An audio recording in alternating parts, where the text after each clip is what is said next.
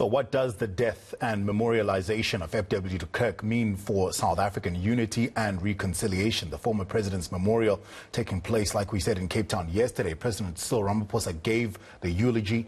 De Klerk was president of apartheid South Africa from 1989 to 1994. As deputy president, he served in Nelson Mandela's government of national unity from 94 to 1996. President Ramaphosa acknowledged his contested legacy. Dr. Ntsikelelo Breakfast joins us now as the nation grapples with old wounds. Dr. Breakfast, thank you so much for your time. You know, President Ramaphosa yesterday had to strike a very delicate balance in the words that he said. What did you make of his eulogy? Did he manage to get the balance right? Well, I think, Tefu, when a conflict is hurtful on both sides, it creates a scope for a discussion. I think we need to have a discussion about the past, because the past is still with us. We need to talk about the past, because if we don't talk about the past might be repeated. At the heart of this discussion is the issue of race. Because when one looks at poverty, unemployment, inequality, and so on, all those social phenomena have a color, and they have happened due to the effects of colonialism and apartheid. I don't think that we should turn a blind eye to that particular discussion and just hope that it will just go away. So let's build upon the discussion that we've been having as a country and navigate around this matter. Dr. Breakfast, is it really about just opening up a discussion, or are there concrete steps that need to be taken by government, by the ANC, and by South Africans? Tangible things that can be done. Yes, you see, we live in a democracy. So we can't leave an agenda for development to the hands of the political elite who are part of the ANC. Democracy is government of the people, by the people, and for the people. That's why before you have any policy or implementation, you have to have a discussion that should lead to policy formulation and so on. So I get the sense that a lot of people are not happy with the way things are because they feel like the majority of black people have been made to reconcile with poverty. You know, they have been made to reconcile with unemployment and so on. So that's why I'm saying that maybe this is a golden opportunity for us as a country to take stock of what has happened and to forge ahead. President Ramaphosa was stressing yesterday, he stressed the need for unity and for reconciliation, and he's spoken a lot about that. Those words that he spoke, are they going to really do anything to drive people towards having this conversation you speak of?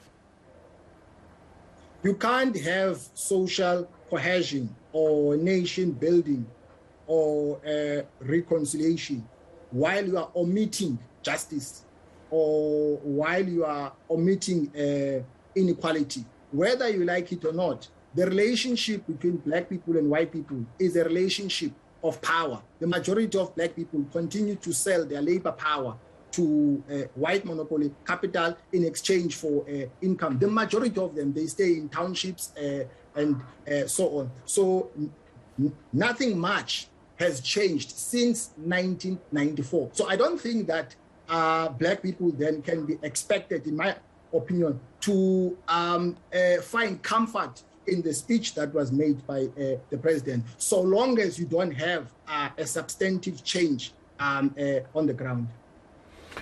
We just played a clip, Dr. Breakfast, where my colleague spoke of atonement for apartheid. Do we need to see more of atonement for the sins of apartheid from the perpetrators in order for us to move forward?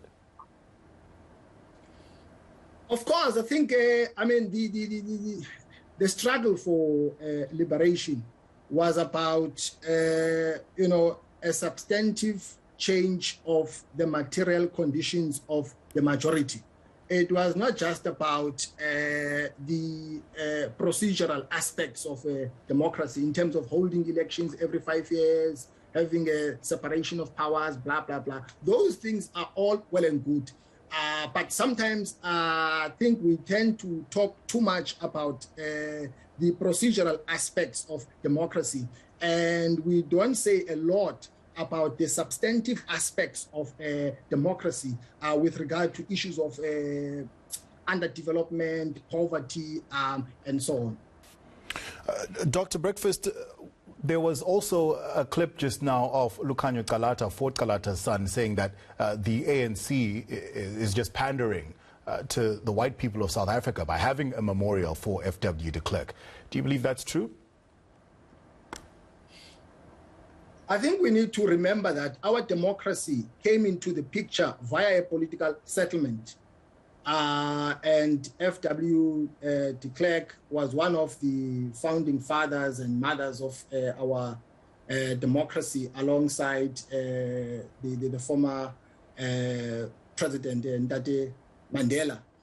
So there were certain agreements that were reached behind closed doors, you know, even before the political transition to a democracy in the late 80s, during the Dhaka meeting, and so on. So I think the ANC then has been trying its level best to pursue reconciliation by omitting issues of justice and development. So no wonder then people are beginning to say that, but why does it feel like black people are not taken seriously in this country? All right, Dr. Breakfast, finally, there was the release of President Jacob Zuma's book yesterday. I was wondering if you're one of the lucky people to get an advance copy and what you make of what you've heard so far from the book, if you haven't read it. Well, I don't want Tefu to play the cart before the horse. I mean, I've not read the book as yet, so I'm looking forward to read the book. I'll get myself a copy in the nearest bookstore. I thought maybe you might have been one of the people who was present for the boot sale where the books apparently sold like hotcakes. Dr. Breakfast, thank you so much for your time, Dr. Ntsikelelo Breakfast of Nelson Mandela University.